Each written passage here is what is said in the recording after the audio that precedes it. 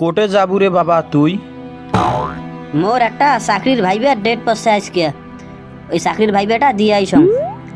আর তোমার বালিশের তল থেকে 1000 টাকা নেছং মই।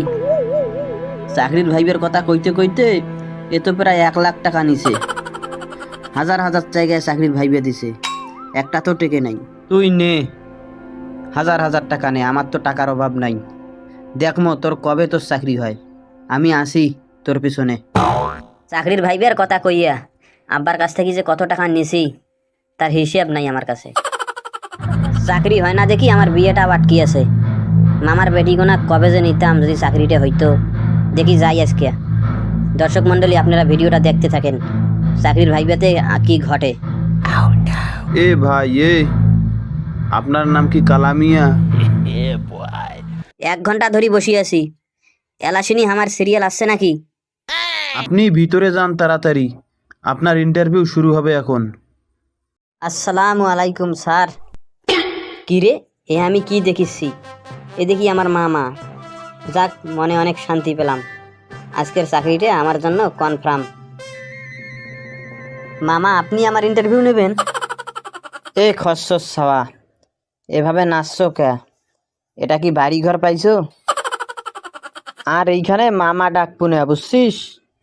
এইখানে স্যার ডাকবো, স্যার। ওইভাবে খাড়া হয়ে না থাকি, সামনে আসি বস, তোর ইন্টারভিউ নেবো এখন। এরে তো আমি চাকরি দেবো না। এর চাকরি হইলে এ কালকে আমার মেয়ের কাছে প্রস্তাব পাঠাইবে। যাই হোক, এর সাথে একটু বিটলেমি করি। তো মামা, আপনি তখন থাকি কি একলাই একলাই বিড়বিড় করিচ্ছেন? আমি তো কিছুই বুঝতে পারছি না।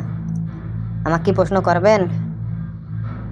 না মানে একটু ভাবলাম আর কি, তোমাকে কি প্রশ্ন কর্ম। আচ্ছা তুমি কও তো, নবাব সিরাজউদ্দৌলা হেরে গেছিল কেন? তার খালা ঘসেটি বেগম এবং মির্জাফরের কারণে নবাব সিরাজউদ্দৌলা হেরে গেছিল। ভুল উত্তর। সঠিক উত্তর হবে ওই সময়কার সাধারণ জনগণ তার সাথে যোগ দেয় নাই, তাই তিনি হেরে গেছিলেন। তোমার জন্য পরের প্রশ্ন হলো, তুমি 3টা উভচর প্রাণীর নাম বলো।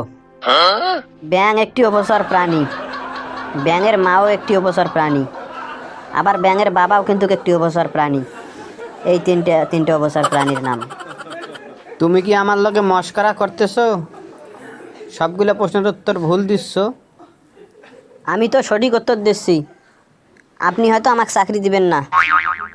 মনে করো একটা দ্রুতগামী ট্রেন আসতেছে, মাঝখানে রেল লাইন কাটা, এখন তুমি কিভাবে ট্রেন তাকে থামাবে?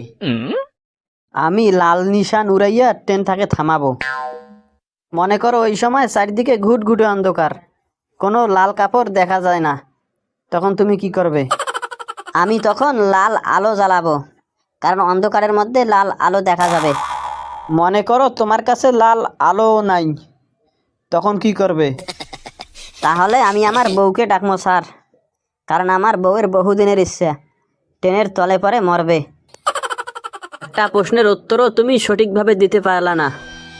ডাক্তার আসিবার পূর্বে রোগীটি মারা গেল, এটার ইংরেজি কি হবে বলো?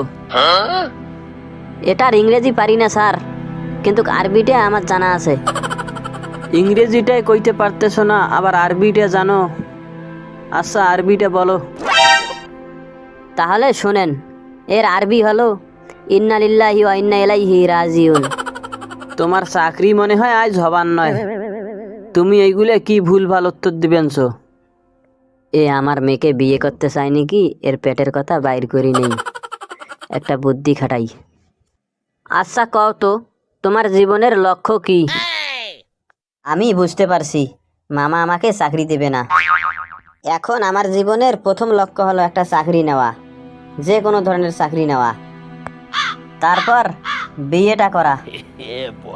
তোমাকে তো চাকরি দেবো না, তুমি বিয়ে করবা কেমনে? তাহলে তোমার চাকরির খুব দরকার তাই না? মামার কাছে একটা চাপা মারি দেখি।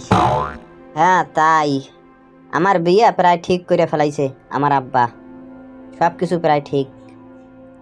এখন শুধু চাকরিটার অপেক্ষায় আছি।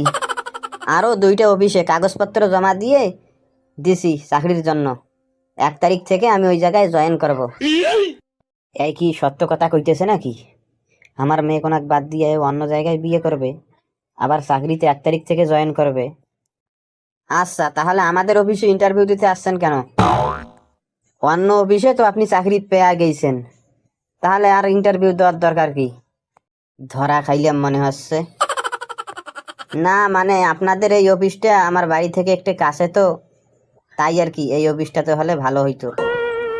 এই যদি সত্যি কথা কয়া থাকে তাহলে তো আমার মেয়ে এর সাথেই বিয়ে দেব। অফিস ছুটির পরে এর বাপের সাথে দেখা করম, দেখমো কথাগুলো সত্যি না মিথ্যা। আর আজকের মতো এরে পেন্ডিং এ রাখি, এরে কালকে আবার ইন্টারভিউয়ের জন্য ডাকি। আচ্ছা, আপনাকে পেন্ডিং এ রাখা হলো। আপনি আগামীকাল ঠিক সময়ে আবার অফিসে আসবেন ইন্টারভিউ দেওয়ার জন্য।